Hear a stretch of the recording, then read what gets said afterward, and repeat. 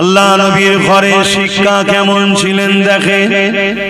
হযরতে খাতুনে জান্নাত তিনি এমন করে হযরত ইমাম হাসান হুসাইন দুই ভাই অসুস্থ হয়েছে, তাই তিনাদের সুস্থতার জন্য খাতুনে জান্নাত নিয়ত করলেন, মান্নত করলেন, ও রব্বি আল্লাহ আমার বাচ্চা দুটো সুস্থ হয়ে গেলে আমি আপনার খুশির জন্য তিনটে রোজা রাখার মান্নত করলাম, নিয়ত করলাম।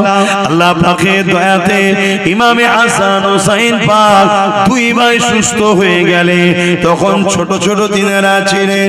এই সুস্থ হয়ে যাওয়ার দরুন হযরতে খাতুনে জান্নাত মাওলা আলী শেরে খোদার সঙ্গে আলোচনা করলে, আমার প্রাণের স্বামী আমি আল্লাহ পাকের কাছে এই বলে মান্নত করেছিলাম, হাসান হোসেন সুস্থ হয়ে গেলে আমি তিনটে রোজা রাখবো। আল্লাহ পাক সুস্থ করে দিয়েছে, আমি রোজা রাখার ইচ্ছা প্রকাশ করছি।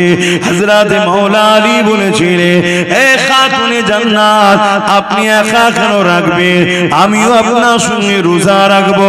হযরতে মাওলা আলী রোজা রাখলে, খাতুনে জান্নাত রাখলে, হযরত ইমামে হাসান হোসেন তিনারাও উঠে পড়লেন, তিনারাও বলতে লাগলে, আম্মা জান আমরাও সেহরি খাবো, রোজা রাখবো। এ যুবকেরা, ঘরে একটা কাজের মানুষ ছিল যার নাম হলো ফিজ্জা, তিনিও বললেন, আম্মা আমাকে ইজাজত দেয়া হোক, আমিও নফল রোজা রাখবো। চারজন পাঁচজন হয়ে গেল রোজা রাখা, সেহরি খেতে লেগেছে। কি সেহরি খাচ্ছে? এ যুবকেরা বাপেরা মন দিয়ে শোনো গো, ঘরে কিছুই নাই, পানি দিয়ে সেহরি করা হচ্ছে, শুধু পানি। দোনো জাহানের সুলতানের বেটির ঘরের কথা বলছে, শুধু পানি। বাপেরা, নওজওয়ানেরা, তরুণেরা, এই সময়তে মাওলা আলী সকাল হয়ে যায়, হুজুর আমার কাজে খোঁজে বেরিয়ে গেলে, কেননা ইফতারে যদি কিছু পাওয়া যায় এর জন্য তিনি কাজে বেরিয়ে গেলে। খাজুরের বাগানে পানি দেওয়ার কাজ করতে লাগলে, এতে সামান্য কিছু আল্লাহ মিলালে, তা থেকে জবের আটা, রুটি এবং কিছু খাজুর কিনে নিয়ে এলে। যখন ইফতার সাজানো হয়ে গেছে, আজানের অপেক্ষা রয়েছে, ইফতার করবে, হঠাৎ করে দরজার গোড়ায় এক অচেনা মুসাফির আওয়াজ দিয়ে বলতে লাগলো, এ খাতুনে জান্নাত, এ নবীর কলিজা টুকরি ফাতেমা, এ আহলে রাসূলরা, আমি বড় ক্ষুধার্ত রয়েছে, কয়েকদিন আমার খাওয়া হয়নি, নবীর ঘর থেকে আমরা ফিরে যাব, আহলে রাসূলের ঘর থেকে খালি হাতে ফিরে যাব, এটা হতে পারে না, এ আমাকে কিছু দেন। হযরতে খাতুনে জান্নাত দেখলো ইফতারটা এত সামান্য রয়েছে, ওই মানুষটাকে সব যদি না দেয়া যায় একটা মানুষের পেটও ভরবে না। তাই খাতুনে জান্নাত ওই ইফতারের পাত্রটাকে নিয়ে হযরতে মাওলা আলী স্বামীকে দিয়ে দিলে, যান এই মুসাফিরটাকে দিয়ে দেন, ওই গরীব ক্ষুধার্তটাকে দিয়ে দেন। হযরতে খাতুনে জান্নাতের কথা শুনে মাওলা আলী বলল, না আমার বাচ্চা দুটো রোজা রেখে আছে, তারা ইফতার কি করবে? তুমি আমি না হয় বড় মানুষ নাই করলা, দুটো ছোট ছোট বাচ্চা তারা রোজা রেখে সারা দিন রয়েছে, সেহরিতে পানি খেয়েছে, তারা কি ইফতার করবে? একবার মাওলা আলী বলল, না। মাওলা আলী ইফতারের থালিটা নিয়ে গিয়ে, পাত্রটা নিয়ে গিয়ে ওই মুসাফিরটাকে দিয়ে দিল। মুসাফির চলে গেল, মান্নতে রোজা ছিল, পরের দিন আবার সেহরিতে খাতুনে জান্নাত উঠলো, মাওলা আলীও উঠলো, ইমামে হাসান হোসেন উঠলো, ওই ফিজ্জা নামের কাজের মানুষটা উঠলো, পাঁচজনে আবার সেহরিতে পানি খেলে, আবার রোজা নিয়ত করে নিলে, আবার মাওলা আলী দিনের বেলা কাজের জন্য বেরিয়ে গেলে, আবার সামান্য কিছু অর্থ মিলল, তা থেকে আবার কিছু জবের আটা, রুটি আর কিছু খাজুর কিনে নিয়েছে, ইফতারির জন্য তৈরি হতে লাগলো। আজানের অপেক্ষায় রয়েছে, দ্বিতীয় দিনে সে ইফতারেতে হঠাৎ করে দরজার গোড়ায় আবার প্রথম দিনের না একজন মুসাফির এসে সালাম দিয়ে আওয়াজ দিলে, এ আহলে রাসূলরা আমি বড় ক্ষুধার্ত রয়েছি, আমাকে কিছু খেতে দেন, আমাকে ফিরিয়ে দেবেন না। হযরতে খাতুনে জান্নাত প্রথম দিন স্বামীর হাতে তুলে দিয়েছিল। মায়ের নকশা কদমে চলে বাচ্চারা, এই জন্য বলা হয় বাচ্চাদের প্রথম শিক্ষিকা হলো মা। তাই হযরতে ইমাম হোসেন পাক উঠে দাঁড়িয়ে গেলেন, ওই ইফতারের পাত্রটা নিলেন, সোজা গিয়ে ওই মুসাফিরের হাতে দিয়ে ঘরে এসে বসে পড়লেন। যে আজান দিল পানি দিয়ে ইফতারটা করে নিল। এ যুবকেরা তরুণেরা দ্বিতীয় দুটো রোজা রাখা হয়ে গেল। তৃতীয় দিনে সেহরিতে আবার খাতুনে জান্নাত উঠলো, মাওলা আলী উঠলো, ইমাম হাসান হোসেন উঠলো, ফিজ্জা নামে মানুষটা উঠলো, ফিজ্জা নামে কাজের মহিলাটা উঠলো। এমন করে সেহরিতে আবার পানি খেলেন, তিন রোজা নিয়ত করে নিলেন। তিন দিনের দিনে মাওলা আলী তিনি আবার কাজে বেরোলেন। একভাবে পানি ছাড়া অন্য কিছু যার পেটে পড়েনি জিনার, তিনি বড় দুর্বল হয়ে গেলেন। তিন দিনে তিনি বড় কষ্ট করে কাজ করে সামান্য কিছু আবার অর্থ পেলে তার দ্বারা জবেরাটা রুটি আবার খাজুর নিয়ে ঘরে ফিরলেন। তিন দিনের দিনে শরীর চলছে না। আমার নওজওয়ানেরা নিজের দিকে তাকাও আর নবীর বংশের দিকে তাকাও। খানদানে রাসূল আওলাদে রাসূল নবীর কলিজা টুকরি খাতুনে জান্নাতের দিকে দেখো, ইমাম হাসান হোসেনের দিকে দেখো, মাওলা আলীর দিকে দেখো। পুরো কায়নাত জান্নাতের জন্য তৈরি হয়েছে, সেই ইমাম হাসান হোসেনের দিকে দেখো। তাদের জিন্দেগিটা কেমন ছিল আর আমার তোমার জিন্দেগি কেমন হচ্ছে।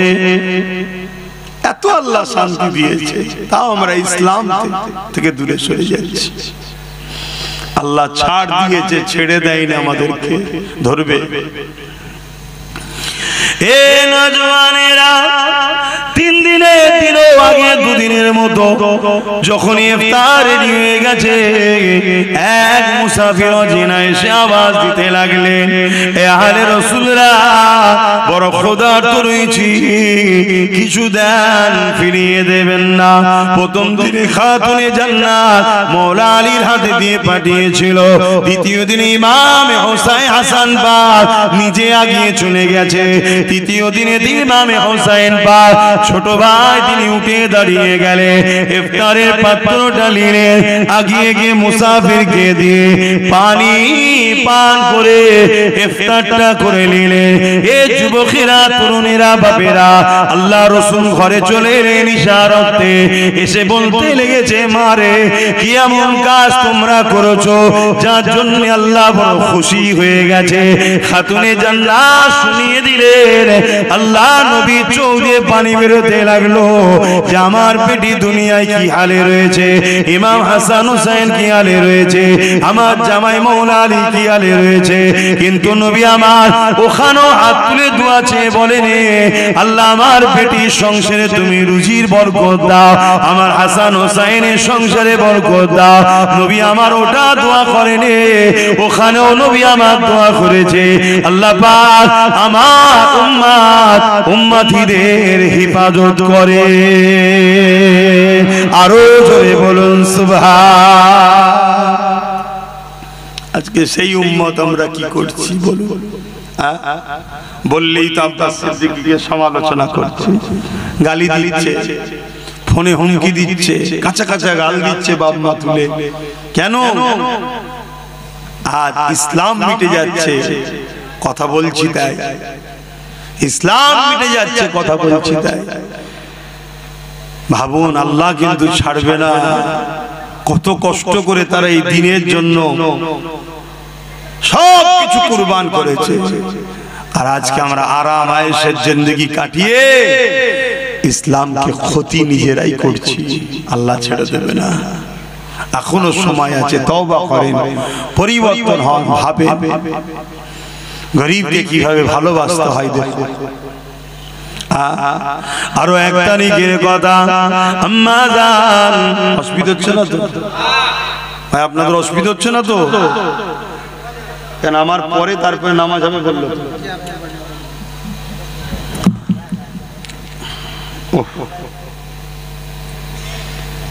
আরো 1 তারিখের কথা, আল্লাহ নবীর কলিজার টুকরি খাতুনে জান্নাত দুনিয়া থেকে চলে যাবার সময় হয়েছে।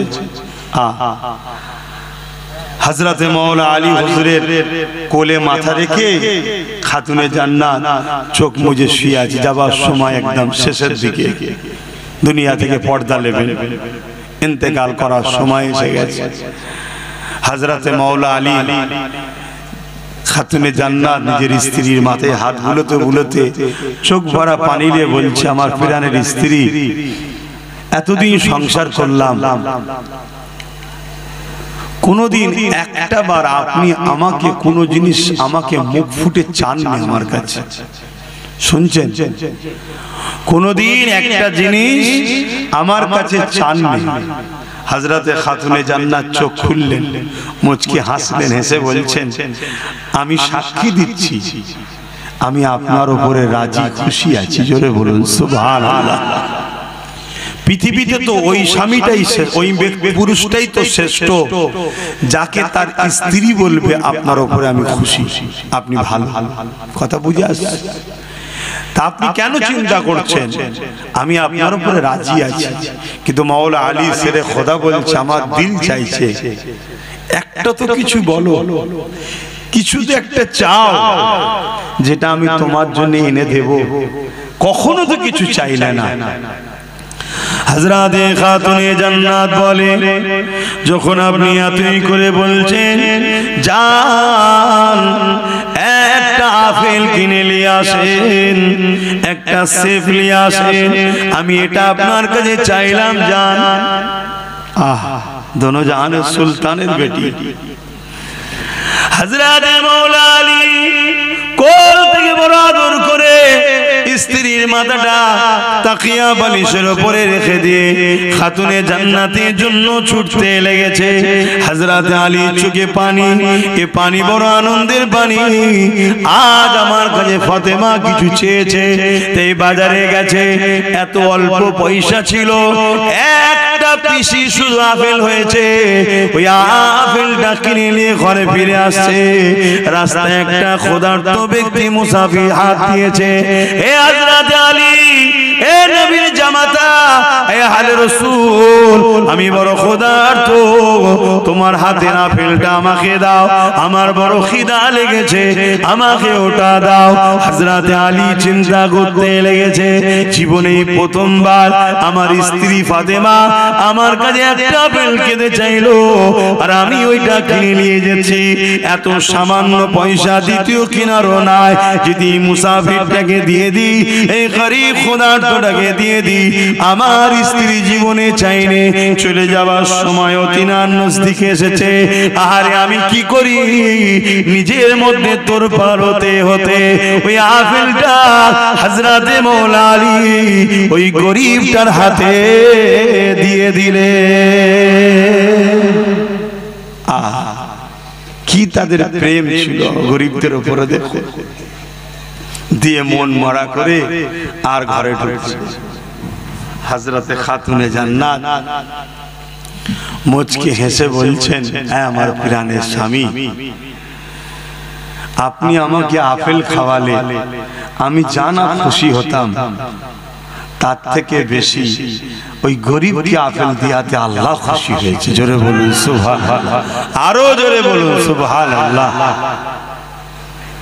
ভাই, ওলিরা যদি দূরের খবর দেখতে পাই, নবীর বেটি দেখতে পাই না, কি গো, আল্লাহ তাদেরকে সব দেখার ক্ষমতা দিয়েছে। তাহলে বলুন গরিবকে কিভাবে ভালোবাসতেন তিনারা। আর আজকে আমরা নিজের প্রতিবেশী, নিজের আত্মীয়র মধ্যে গরিবের উপরে আমাদের আজকাল গুরুত্ব নাই। গরিবের উপরে সবাই জুলুম করছে। গরিবকে প্যার করো, গরিবকে ভালোবাসো, গরিবকে সাথ দাও, আল্লাহ খুশি হবে। কিয়ামতের দিনে একটা যুবককে আল্লাহ উঠাবে, যে যুবক কিয়ামতের দিনে আল্লাহ পাক তাকে বলবে হিসাব দাও, দাও হিসাব দাও। বান্দা বলবে, আল্লাহ আমি দুনিয়ায় এত অন্যায় এত পাপ করেছি, আল্লাহ আপনি আমাকে সবার সামনে অপমান না করে গোপনে গোপনে আমাকে জাহান্নামে দিয়ে দেন। আল্লাহ বলবে বান্দা লা তাখনাতু মির রাহমাতিল্লাহ, আমার রহমত থেকে নিরাশ হয়ো না, আমাকে দেখাও। আল্লাহ কুদরতি ভাবে তার আমলনামা দেখবে, সত্যি পুরো পাপ অন্যায়, একটা ভালো কাজ পাবে। আল্লাহ পাকে যেটা দেখে বড় পছন্দ হয়ে যাবে, আল্লাহ পাক বলবে বান্দারে তোমার সবই তো অন্যায় দেখলাম, তোমার সবই তো পাপ দেখলাম, ও আমার বান্দা তবে তোমার একটা ভালো কাজ দেখেছি যেটা আমি বড় রাজি খুশি হয়েছি। এ বান্দারে বলো তুমি কোথায় যেতে চাও? বান্দা এই সময় বলতে লাগবে ও রব্বি আল্লাহ, আপনি যদি দয়া করেন আপনার দয়ার বিনিময়ে আমি জান্নাতে যেতে চাই। মনে রাখবেন খুব সুন্দর কথা, আল্লাহ দয়া ছাড়া জান্নাত পাওয়া যায় না। নামাজ হুকুম পড়তে হবে, রোজা হুকুম রাখতে হবে, হজ হুকুম মালদারদের করতে হবে, যাকাত হুকুম মালদারদের দিতে হবে, কিন্তু নামাজ দেখিয়ে, রোজা দেখিয়ে, হজ দান খায়রাত দেখিয়ে আল্লাহর জান্নাতের আশা করবেন না। কারণ আমাকে যে আল্লাহ এই যে জমিনের উপরে খাওয়াচ্ছে, জমিনের উপরে বাঁচিয়ে রেখেছে, এই যে নিঃশ্বাস টানছি ছাড়ছি, এর ঋণ কখনো শোধ করতে পারবেন না। কিয়ামতের দিনে একটা বান্দাকে আল্লাহ উঠিয়ে জিজ্ঞাসা করবে বান্দারে বলো তুমি কোথায় যেতে চাও? ওই বান্দাকে আল্লাহ 500 বছর হায়াত দিয়েছিল দুনিয়ার জমিনে, ওই বান্দা বলতে লাগবে ও রব্বি আল্লাহ 480 বছরের বেশি ধরে দুনিয়ার জমিনে জ্ঞান বিবেক হওয়ার পর থেকে আপনাকে সিজদা দিয়ে দিয়ে পেট পিঠ বেদন করে কোমরকে ধনুক বানিয়ে দিয়েছি এবং রোজা রেখে রেখে পেট পিঠকে সমান করে দিয়েছে।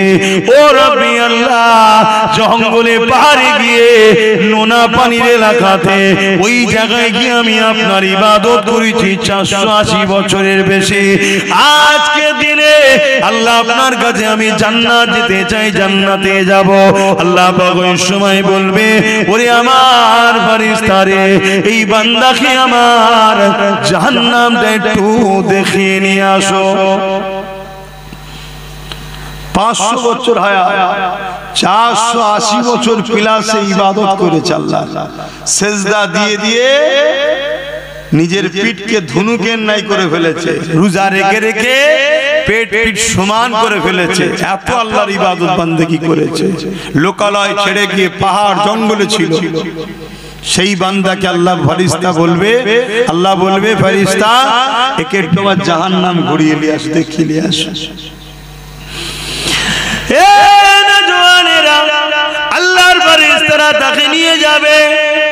যেতে যেতে পথের মধ্যে এক জায়গাতে এমন সময় পিপাসা লেগে যাবে, কেননা জাহান্নামে তাপ আসতে লেগেছে, পিপাসা লেগে যাবে, এত পিপাসা লেগে যাবে।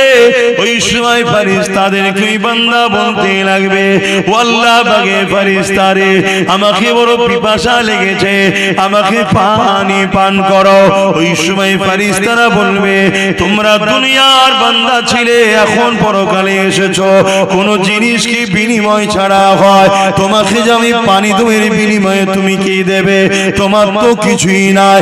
ওই সময় ফেরেশতারাই স্মরণ করিয়ে দেবে হ্যাঁ তোমার অনেক নেক আমল রয়েছে, যদি এই আমলগুলো আমাকে দিয়ে দাও তাহলে তোমাকে আমি পানি পান করাবো।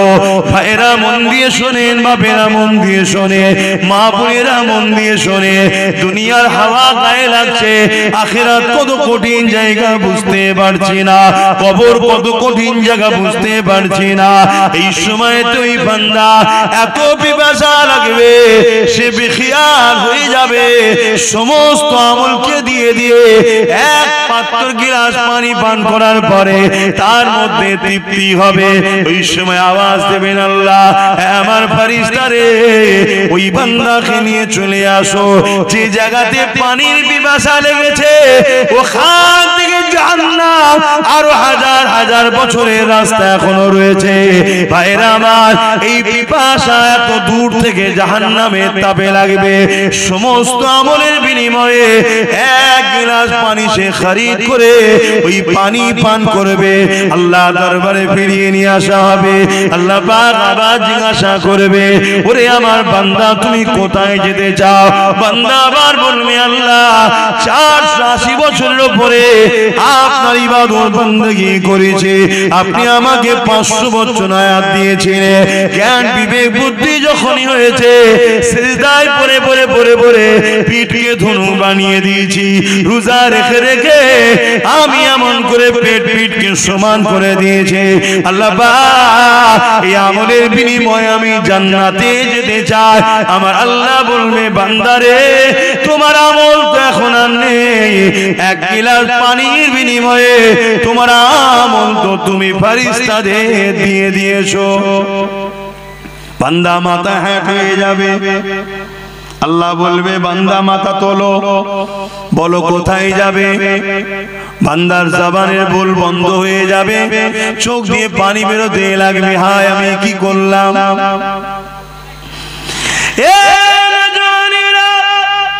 আল্লাহ ওই সময় বান্দাকে বলবে, ওরে আমার বান্দারে লজ্জিত হোস না, তুই দুনিয়ায় সত্যি কোনো খারাপ কাজ করিস না, কোনো পাপ কাজ করিস না, কোনো অন্যায় কাজ করিস না। জ্ঞান বিবেক বুদ্ধি থেকে এই জিন্দেগির 500 বছর হায়াতে 480 বছর পিলার আমার জন্য তুই কাটিয়েছিস। সত্য কথা বলতো বান্দা, ওই নুনা পানি পাহাড় এলাকায় তোকে ঠান্ডা পানি সেই রক্তে এবং ইফতারের রক্তে খেয়ে দিত। বান্দা বলতো দেখি, ওই পাহাড়ি নুনা এলাকাতে খেয়ে তোর জন্য আঙ্গুরের গাছ তৈরি করে দিয়েছিল, যেখান থেকে মিঠা আঙ্গুর হতো তুই খেতে। কে তোর জন্য এই জায়গায় ইফতারের সময়তে নানা রকম ফলমূল তৈরি করে দিত। ওই সময় বান্দা লজ্জিত হয়ে চোখের পানি ফেলে বলবে, হে আল্লাহ আপনি খাওয়াতে বান্দারে তোকে কে সুস্থ রেখেছিল? বান্দা বলবে, আল্লাহ আপনি রেখেছিলেন। বান্দারে তোকে সিজদা দিবার ক্ষমতা কে দিয়েছিল? বান্দা বলবে, আপনি দিয়েছিলেন। বান্দারে কে তোকে ওখানে সুস্থ রেখে ভালো রেখে ওই ঠান্ডা নহরের পানি দিয়েছিল? বান্দা বলবে, আল্লাহ আপনি দিয়েছিলেন। এ বান্দা তাহলে বল আমার এই ঋণগুলো কি দিয়ে শোধ করবে? এখন তো আমল সব দিয়ে দিয়েছি, এবারে ঋণ কি করে শোধ করবে? বান্দা বড় লজ্জিত হয়ে গিয়ে বলবে, আল্লাহ আপনি আমাকে ক্ষমা করে দিন। আল্লাহ আল্লাহ আমি বড় অন্যায় ভুল করেছি। আল্লাহ আমি বুঝতে পেরে গেছি আমি জান্নাত যাব, কিন্তু আপনার দয়া ছাড়া জান্নাত যেতে পারি না। এ যুবকেরা তরুণীরা, আল্লাহ পাকের দয়া তো বড়। সাবাকাত রাহমাতি আলা গাযাবি, আল্লাহ রহমত ও গজবের প্রতিযোগিতায় আমার আল্লাহর রহমত প্রতিবারে ফাস্ট হয়ে যায়।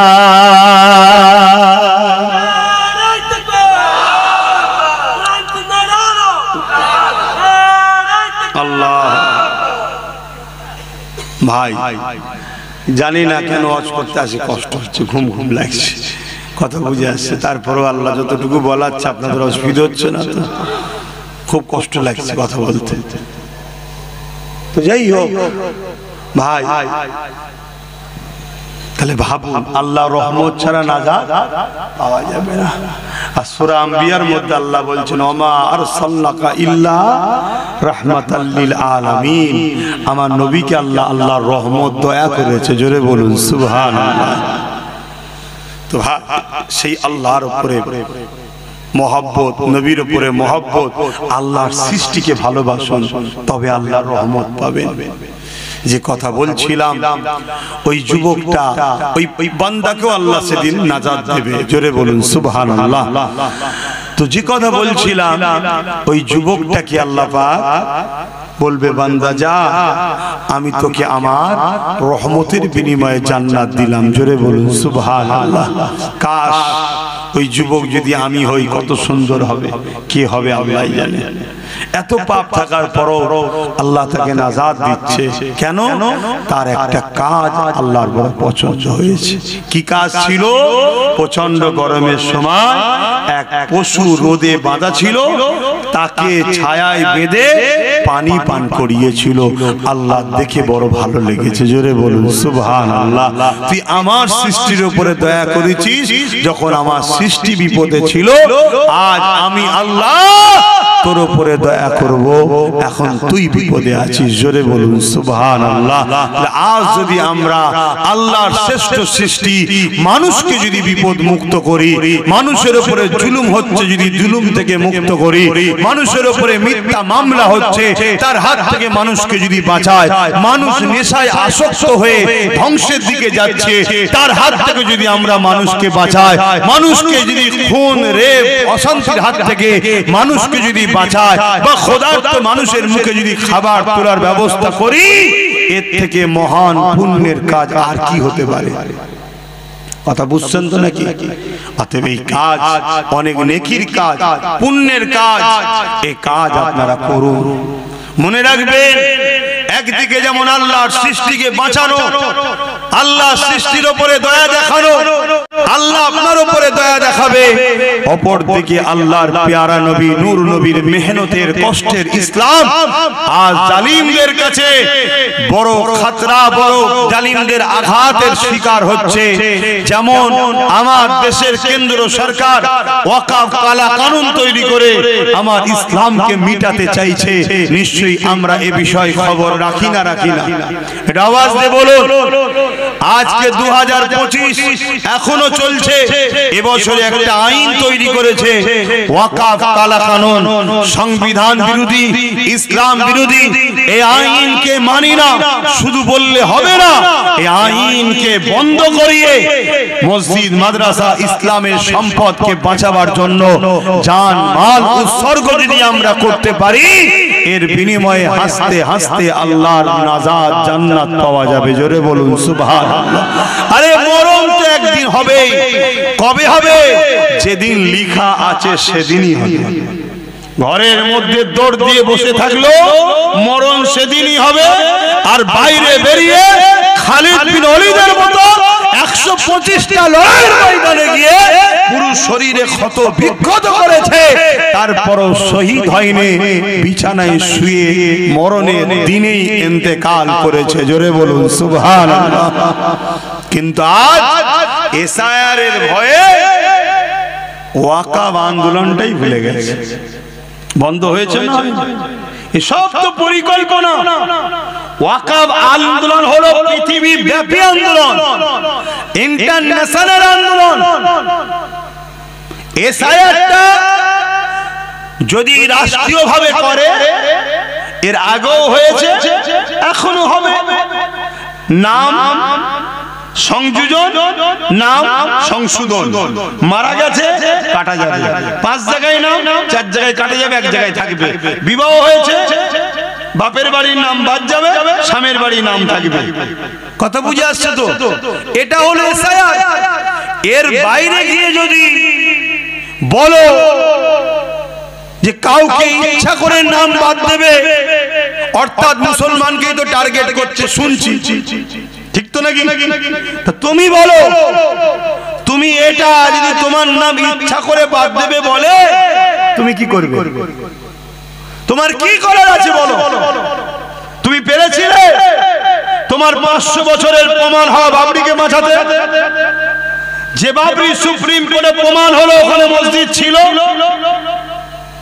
ওখানে অন্য কোন ধর্মের ধাঁচা নিচুই ছিল না, ওখানে নামাজ হতো, ওখানে মসজিদ ছিল, প্রমাণ হয়েছে সবকিছু সুপ্রিম কোর্টে।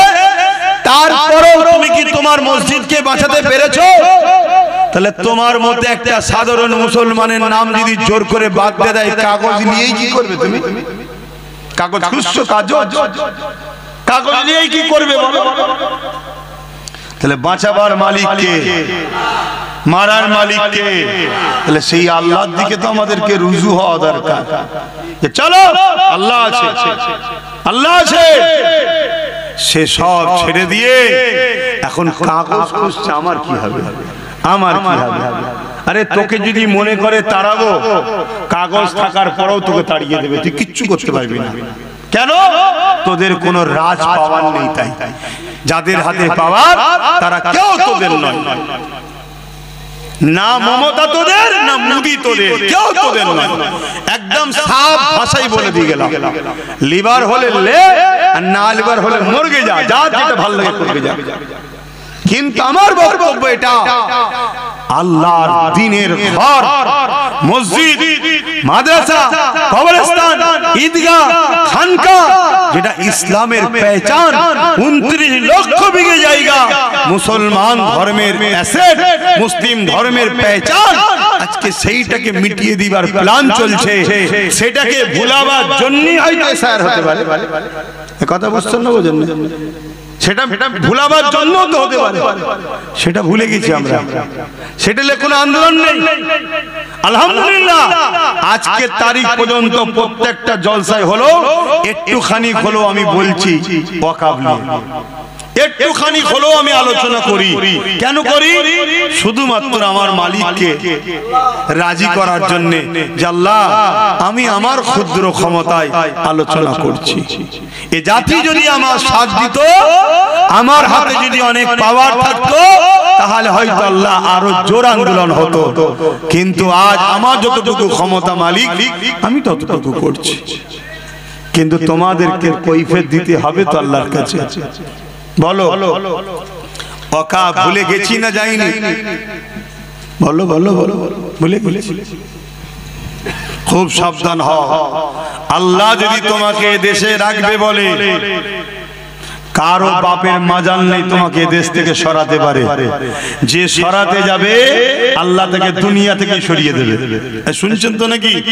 আর তোমাকে যদি আল্লাহ না সাহায্য করে, তুমি কাগজ রাখো আর যার পিছনেই দাঁড়িয়ে থাকো, তোমাকে কিন্তু তাড়িয়ে দিলে তোমার কিচ্ছু করার ক্ষমতা নাই। তাহলে কি আমি বলছি নাকি তুমি কাগজ টাগজ খুঁজবে না? করো না, কিন্তু তোমার মূল জায়গাটালে তোমার খবর নেই কেন? তোমার মূল বিষয়টা খবর নেই কেন?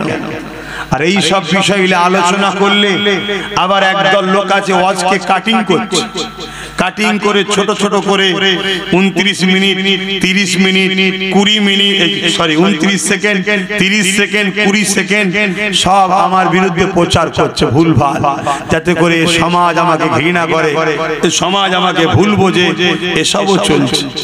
এক কথা বুঝছেন তো ভাই? আবার কিছু উলামাকে দেখছি, কিছু সবাই নয়, কিছু পীর পীরজাদা বক্তাকে দেখছি যারা ওয়াকফ ভুলে গেছে, তাদের দুনিয়ার নেতা নেত্রীদেরকে জিতাবার জন্য পেরেশানে আছে। শুনছেন তো নাকি? তাদের মসজিদ তাদের কথা নেই। এই সব কিছুকে খেয়াল করে আমি যখন কিছু কথা কিছু কিছু জায়গায় বলেছি, সেগুলোকে পুরো না দিয়ে কেটে কুটে উল্টো পাল্টা করে ছড়িয়েছে। সমাজে বিভ্রান্ত ছড়াবে না ছড়াবে না? একটু বলুন না গো, বিভ্রান্ত ছড়াবে না ছড়াবে না? বিভ্রান্ত ছড়াচ্ছে।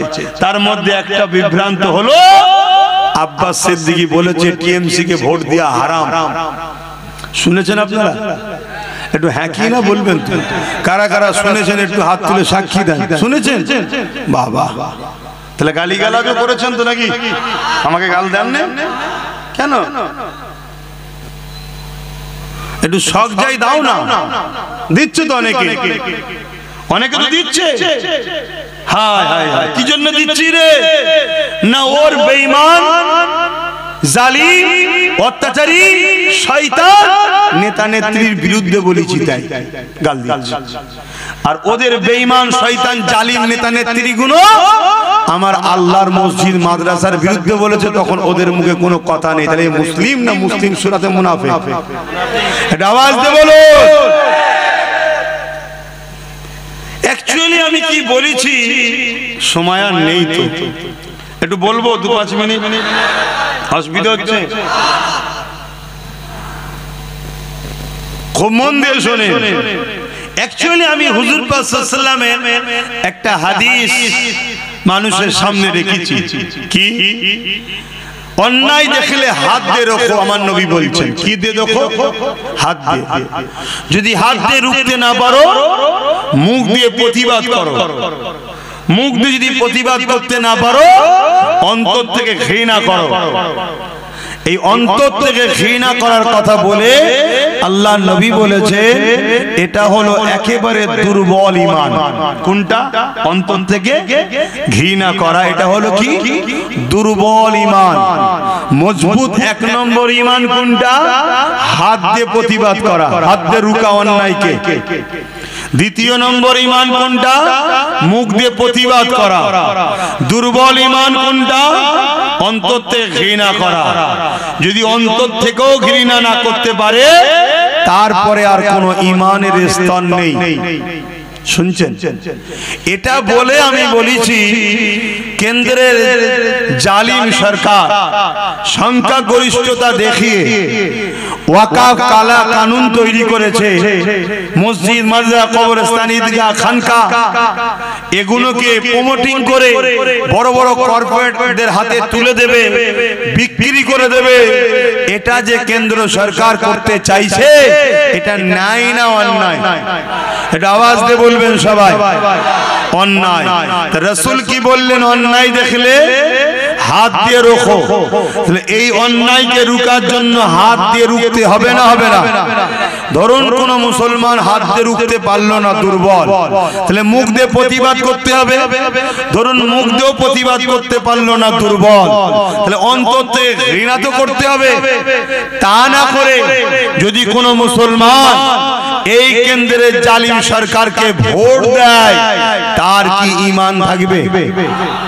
আমি এটা বলেছি প্রথমে, বলে দ্বিতীয় বলেছি কি এই মসজিদ মাদ্রাসার জন্য আন্দোলন করব কেন্দ্র সরকারের বিরুদ্ধে। কার বিরুদ্ধে? জোরে বলো। কারণ আইনটা ও করেছে, ওর বিরুদ্ধে আন্দোলন করব। আর রাজ্য সরকার যদি বলে যে ওর বিরুদ্ধে আন্দোলন আমার রাজ্যে করা যাবে না, কেন আমার দাদা হয়, দিল্লি চলে যাও, এখানে আন্দোলন করলে সব থেকে বড় দুশ্মন আমি হব। তাহলে এ মসজিদ মাদ্রাসার দুশ্মন না দুশ্মন নয়? এই জোরে বলে। তাহলে মসজিদ ভাঙবে ও, এ বলবে রুখতে পারবি না। কথা বুঝছেন তো নাকি? যদি রুখতে যাস, সব থেকে বড় দুশ্মন আমি তোর হব। তাহলে আমার মসজিদের দুশ্মনের বিরুদ্ধে লড়বো, দুশ্মন এ হচ্ছে আমার। তাহলে এ মসজিদের বন্ধু না দুশ্মন? তো মসজিদের যে দুশ্মন হয় তাকে মানে না, আলাদা কথা। অনেক অন্য ধর্মের ভাই মসজিদ মানে না, কিন্তু মসজিদের দুশ্মন নয়। শুনছেন না? শোনেন? ইসলাম মানে না, কিন্তু ইসলামের বিরুদ্ধেও বলে না। মানুষ হিসাবে একে অপরে মিশবে, কারবার করবে, রাজনীতি করবে, সব করবে, মানুষে মানুষে মিশা যায়। কিন্তু তুমি মানো না, শুধু তা নয়, তুমি আমাদের ট্যাক্সের পয়সায় দীঘায় মন্দির করতে পারো, আর আমার মসজিদের জন্য লড়তে গেলে তুমি বলবে দিল্লি চলে যাও। তাহলে অন্যায় করছে না নাই করছে? এর বিরুদ্ধে হাত দিয়ে লড়া দরকার আছে না নাই? যদি হাতে না পারো, মুখ দিয়ে প্রতিবাদের দরকার আছে না নাই? যদি মুখ দিয়ে না পারো, অন্তর থেকে ঘৃণার দরকার আছে না নাই? তা না করে যদি কেউ একে ভোট দেয়, তার ঈমান আছে? আমি এটাই বলেছি। কেন একে ভোট দিচ্ছ তুমি? এ শক্তিশালী হয়ে ও মসজিদ ভাঙবে, এ আমাদেরকে বেড়া দেবে, আন্দোলন করা যাবে না। শুনছেন না? আরো কথা বলেছি। কি বলেছি? কি বলেছি? মন্দির বানাচ্ছে ট্যাক্সের পয়সায়, চলো, তারপরও চলো, ছেড়ে দাও, কথা বুঝে আসছে। কিন্তু তুমি মন্দির বানিয়ে প্রসাদ খাইয়ে মুসলিম সমাজকে কাফের বানাবার পরিকল্পনা করেছে না করেনি? রেশনের মধ্যে দিয়ে প্রসাদ পাঠিয়েছে না পাঠায়নি? বুকে হাত দিয়ে বলুন, প্রসাদ খেলে ঈমান থাকে? জোরে বলো, ঈমান থাকে। তাহলে তুমি এক মন্দির করলে রাজকোষের টাকা, এটা যেমন অন্যায়, তারপরেও চলো সম্প্রীতি স্বার্থে বৃহৎ স্বার্থে চুপ করে গেলাম, কিন্তু তুমি প্রসাদ খাইয়ে মুসলিম সমাজের ঈমানকে লুটতে চেয়েছো, আমাদের বেঈমান বানাতে চেয়েছো, এটা নাই না অন্যায়? তাহলে এই অন্যায়ের বিরুদ্ধে হাত দিয়ে রুখা দরকার আছে না নাই? মুখ দিয়ে প্রতিবাদের দরকার আছে না নাই? অন্তত ঘৃণার দরকার আছে না নাই? তা না করে একে আবার ভোট দিয়ে শক্তিশালী করছো যাতে করে আরো কিছু হারাম খাইয়ে মুসলমানদেরকে কাফের বানায়। অতএব এই কাফেরের যে শাস্তি হবে সেটাও কাফের হবে। কথা বুঝছেন না বোঝেন না? তুই রাজনীতি করছিস করকে যা বাবা, মানুষের রুজি রুটি কারবার ব্যবসা বাণিজ্যের কথা বলবি, আমি আসবো হুজুর মানুষ জলসা করবো চলে যাব। তুই রাজনীতির নামে যদি আমাদের ঈমান লুটতে চাস তাহলে আমার কি দায়িত্ব নয় জাতিকে জাগানো? কথা বলছে না তো? এজন্য আমি বলেছি, কিন্তু এসব কথা বলার পরে আর একটা কথা বলেছি, শুনবেন না? এ বলেছিল কোরআন শেষ হয়ে যাবে, আমার উন্নতি শেষ হবে না। এ কথাটা মানেন? নাই না অন্যায়? এ কথাটা বলেছে নাই না অন্যায়? ওর উন্নতি শেষ হবে, ওর উন্নতি শেষ হবে না হবে না? আমার কোরআন শেষ হয়ে যাবে, দুদিন পরে কোন জাহান্নামে ঢুকে যাবে কোনো ঠিক আছে? ও বলছে আমার কোরআন শেষ হয়ে যাবে। কথা বুঝছেন না বুঝুন? এই বিষয়ে মোল্লা মৌলী সাহেবদের কথা আছে। ওজন আমি আব্বাস সিদ্দিকী যখন বিরোধী করি, আমার বিরুদ্ধে বলার জন্য অনেক মৌলী সাহেব বাজারে আছেন না নয়? হ্যাঁ, এদের ভাড়া করা দালাল, ওগুলো এদের ভাড়া করা দালাল। চিনে রাখো, হতভাগা আকবর এরকম মৌলী সাহেবকে পয়সা দিয়ে দালাল তৈরি করেছিল, যাদের দ্বারা দ্বীনে ইলাহি কোরআনের বিরুদ্ধে কিতাব লিখেছিল। শুনছেন? দ্বীনের স্বার্থে বলে যাচ্ছি, এতে যদি আব্বাস সিদ্দিকীর কপালে খোদা যা লিখে রেখেছে আমি সেটা মানতে রাজি। কথা বুঝে আসছে না নাই? দ্বীনের জন্য বলতে হবে না হবে না? আমার বাপেরা কি বলছেন, বলতে হবে না হবে না? তোমার পেট দেখছ আব্বা, আমার মায়েরা মদের টাকা খুব লিচ্ছ, হ্যাঁ, মদ বিক্রি করার টাকা দিচ্ছে বাড়ি বাড়ি, ওই টাকায় তুমি ছেলেকে খাওয়াচ্ছ। মনে রেখে দিও, তোমার ছেলে এত বিষপুড়া হবে, একটু বড় হতে দাও না, চুলের মুঠি ধরে পিটবে। তুমি কত তাবিজ করবে মা, কোনো তাবিজ কাজে লাগবে না। কেন? গোড়াই গন্ডগোল করে ফেলেছে। শুনছেন তো নাকি? না গায়ে লাগছে সব? এখনো সময় আছে, তওবা করো। এবারে এসব বলার পরে একটা কথা বলেছি, কি যদি কেউ বলো যে এ মিস করে বলে ফেলেছে, এটা স্লিপ হয়ে গেছে, শুনছেন তো নাকি? এটা ভুল করে বলে ফেলেছে, যদি কেউ বলে, শুনছেন তো নাকি? আমি তখন এটাও বলেছি, তাহলে একে ক্ষমা চাইতে বলো, একে বলো যে আমার ওটা বলা ভুল হয়েছে, তোমরা আন্দোলন করো কিন্তু রাস্তা বন্ধ করো না। কেন? আমার বাংলায় যাতে মানুষ চলতে পারে, হ্যাঁ বলার অধিকার আছে, তার রাজ্য সে দেখবে না, সে দায়িত্ব আছে। কিন্তু দিল্লি চলে যাও বললি তুই, মানে দাদাগিরি দিচ্ছি, মস্তান হয়ে গেছি না, ক্ষমতা খুব। হ্যাঁ শোন, এখানে অনেকে ছিল, আমরা সরে যেতে না রাস্তার কুকুরও তাকে চিনতে পারে না। কথা ভুল বলছি? বিগত দিন অনেকে বলেছিল অনেক কিছু, আমরা যেই পাশ থেকে সরে গেছি হুঁচুট খেয়ে গুঁজুরে পড়ে গেছে, গার্ডও চলে গেছে, আর রাস্তায় গেলে কোনো কুকুরও দেখেনি যে আমাদের মুখ্যমন্ত্রী এসছে রে, কেউ বলেনি। কথা ভুল বলছি? আমাদের ভোট নেবে আর আমাদেরকে দিল্লি দেখাবে, এটা অন্যায় হচ্ছে না নাই হচ্ছে? এরপরও আমি বলেছি যদিও ক্ষমা চেয়ে তাহলে আমি বলবো না ক্ষমা চেয়েছে। যতদিন না ক্ষমা চাইবে, আল্লাহ যতদিন আমায় বলাবে আমি বলবো। কারো যদি আপত্তি হয় সেই মুসলমানকে বলবো কলেমায় রুদ্ধ কবুর পরে নতুন করে মুসলমান হন। তোর কাছে বেঈমান নেতা আগে, ইসলামের দুশমন আগে, তোর কাছে কোরআন দিন আগে নয়। তুই এত নিকৃষ্ট হয়ে গেলি, তওবা কর, কলেমা পড়। কোন মুসলমান যদি এর পক্ষে থাকে তার ঈমান থাকবে না। শুনছেন তো নাকি? হ্যাঁ, যদি ক্ষমা চেয়ে এলাই তাহলে ভিন্ন বিষয়, রুজি রুটি কারবারের ব্যাপার, দুনিয়াদারি ব্যাপার, চল বাবা। ওটা তোর যার যাকে ভালো লাগে নিয়ে করকে যা, তখন অন্য জায়গায় আসবে যে যার দলের হয়ে প্রচার করবে। কিন্তু এ তো আমার দিনকে মিটাতে চাইছে। ও হলো প্রকাশ্য দুশমন, এ হলো বন্ধু সেজে দুশমন। এ কথা বুঝছেন? এজন্য আমার বলার দায়িত্ব আছে না নাই? একটু হ্যাঁ কি না বলে। তাই তো আমি বলছি, কে কে বলছেন বলার দায়িত্ব আছে একটু হাত তুলে সাক্ষী দেন তো দেখি। আল্লাহকে দেখে লম্বা করে হাত তোলে। আশপাশে দেখেন কেউ হাত তুলতে বাকি আছে কি? দেখেন দেখেন কেউ বাকি আছে কি? লম্বা করে হাত তোলে। কেউ বাকি নেই তো? যদি কেউ বাকি থাকে তাকে শুধু চিনে রাখবেন, তার সাথে বিরোধী করবেন না, তাকে চিনে রাখবেন শুধু যে আমাদের কোরআনের পক্ষে নয়। ব্যাস মিটে গেল।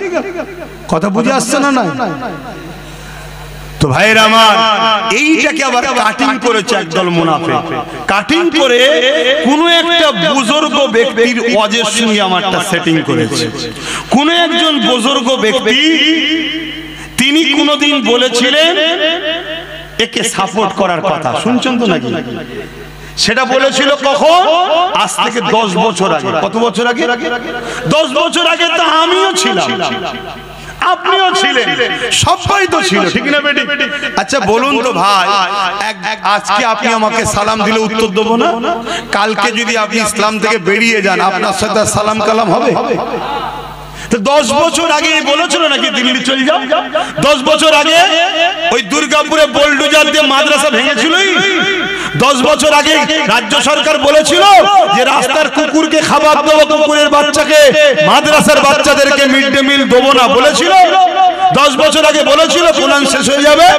10 বছর আগে বলেছিল কোন একজন এমএলএ মমতাকে আল্লাহ বলছে, নির্মল মাঝি মমতাকে বলছে এটা আমাদের আল্লাহ। কি হচ্ছে আমার ইসলামটাকে নিয়ে? তোরা রাজনীতি করছিস, করবি যা, আলাদা বিষয়। কিন্তু তুমি রাজনীতির নামে আমার ধর্মকে খিল্লি করবে, ধর্মকে মিটাবার চেষ্টা করবে, তাহলে কথা বলতে হবে। কি বলতে হবে না? হবে না?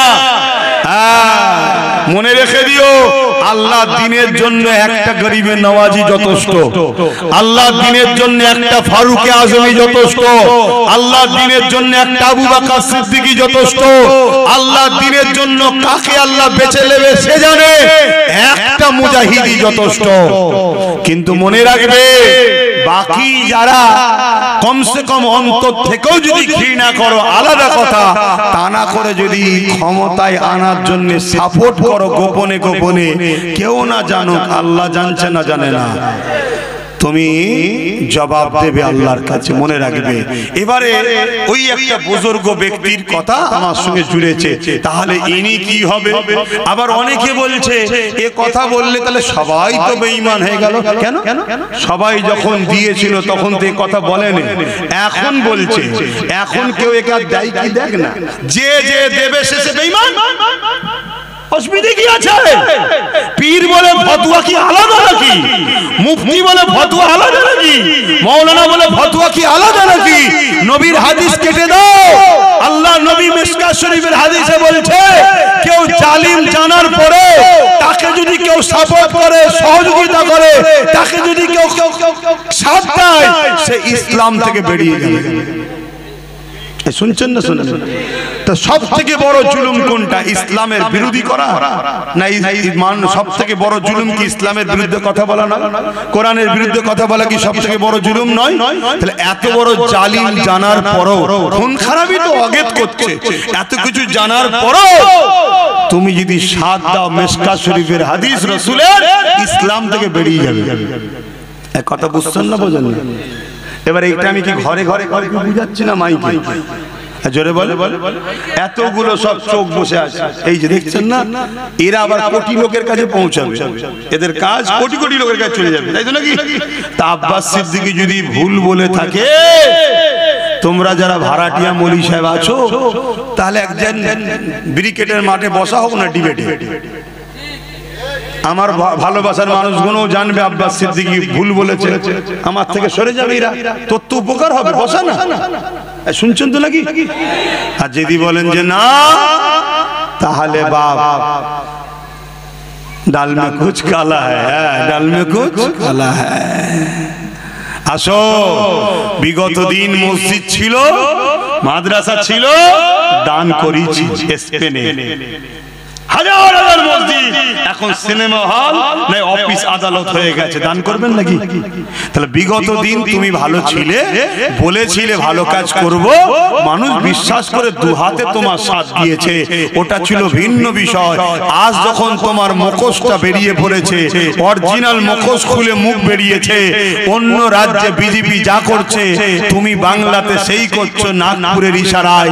তোমার রাজ্যে থানার মধ্যে মুসলমান মরছে, তোমার রাজ্যে ওবিসি তৈরি করে মুসলিম জাতির মেরুদণ্ডকে তুমি ভেঙে দিলে, তোমার রাজ্যে আনিস খানকে মেরে দেওয়া হচ্ছে, তোমার রাজ্যে তামান্নাকে বোম দিয়ে মারা হচ্ছে, তোমার রাজ্যে এত জুলুম হচ্ছে, একটা মুসলমানের বাড়িতে তোমার যাবার সময় হলো না, উপরন্তু যেই বিজেপির খগেন মুর্মু মার খেলো অমনি তুমি চলে গেলে।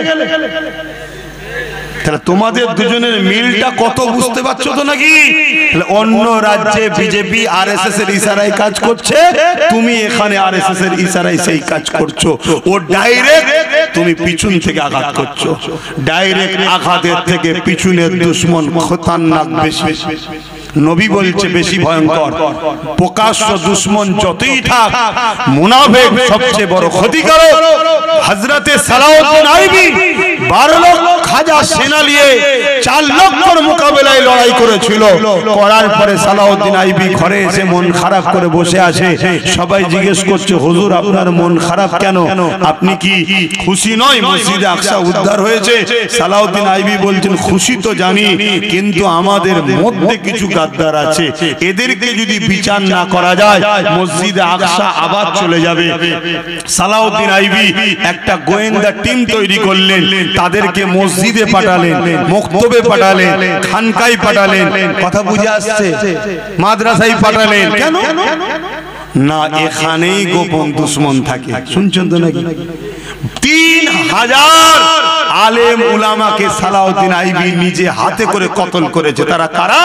সুরাতে সকলে মুসলমান মাওলানা, ভেতরে সব ছিল ইহুদিদের চট। তাহলে আজকেও আছে না? না জোরে বলে, চিনবেন কি করে? হক উলামা চিনার একটা নমুনা বলে যাচ্ছি। হক উলামা চিনার নমুনা বলে যাচ্ছি। যদি ভুল হয় উলামা ভাইরা ধরিয়ে দেবেন। উস্তাদ বলে আপনাকে সম্মান করব, আপনার পায়ের জুতো ঘুরিয়ে দেব, আপনার উজুল লুটা পিসাবের লুটাও বইব। পীরের বেটা তো কি হয়েছে, উস্তাদকে সম্মান করতেই হয়। আমার ভুল হলে ধরিয়ে দেবেন, উস্তাদের সম্মান দেব। আর যদি ভুল না হয়, প্রকাশ্য যদি সাথ নাও দিতে পারেন, গোপনে গোপনে আমার সাথে আছেন, এই প্রমাণটা আমার সাথে রাখুন। কথা বুঝে আসছে না? নাই, আমি জানি সব উলামার প্রকাশ্য আসার ক্ষমতা নাই, কারণ সে মজবুরিতে আছে। কথা বুঝে আসছে, কিন্তু গোপনেও যোগাযোগ রাখুন যে আছি ভাই যাই। কথা বুঝে আসছে না? নাই, হক উলামা চিনার নমুনা বলে যাচ্ছি। হক উলামা কোনো দিনের জন্য সময়ের জালিম শাসকের সঙ্গে সম্পর্ক রাখবে না। কি বললাম? হক উলামা সময়ের জালিম শাসকের পক্ষে কখনো থাকতে পারে না। তার নমুনা দিলেন। দাদা হুজুর ব্রিটিশের বিরুদ্ধে ছিল, মোজাদ্দেদ আলপে সানি হতভাগা আকবরের বিরুদ্ধে ছিল, আমার ইমামে আজম সময়ের শাসকের বিরুদ্ধে ছিল, আমার ইমাম মালিক সময়ের শাসকের বিরুদ্ধে ছিল, ইমাম বুখারী সময়ের শাসকের বিরুদ্ধে ছিল। যুগে যুগে যুগে যত বড় বড় হাক্কানি উলামা এসেছে, তাদের সঙ্গে সময়ের জালিম শাসকদের টক্কর ছিল। কথা বুঝছেন? আর জালিম শাসকরা এই সকল উলামাদের উপরে হাজারো টর্চার করেছে, হাজারো জুলুম করেছে। তারা সব জুলুমকে সহ্য করেছে, কিন্তু জালিমের কাছে মাথা নত করেনি। জোরে বলুন সুবহানাল্লাহ। কথা শেষ করছি, ব্যথা পেলেন? আসেন সংক্ষেপ করব, তার আগে একটু সালাম দেব। ইয়া নবী সালাম।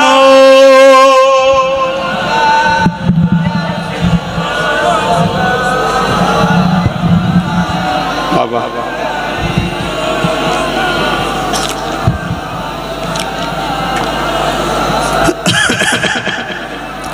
তালা আল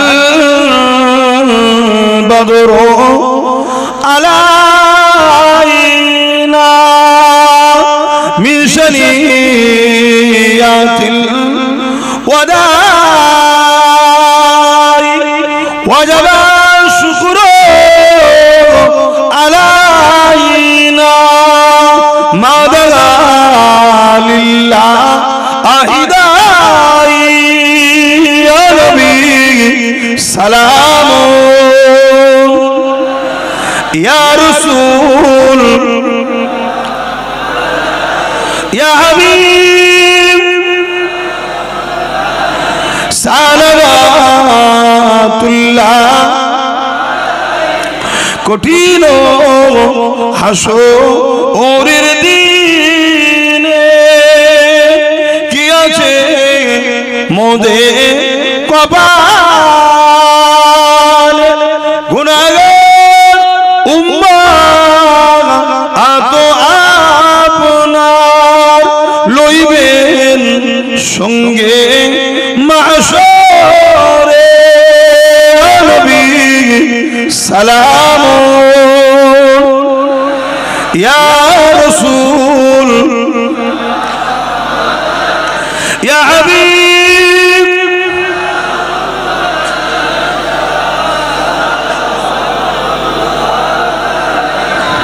সকলে বসবস বালাগাল উলা বিকামালিহি কাসাবাত তুজা বিজামালিহি। বাপেরা আমার ভাইরা দিল থেকে বলুন আমার কথায় কষ্ট পেচ্ছেন নাকি? যদি কষ্ট হয়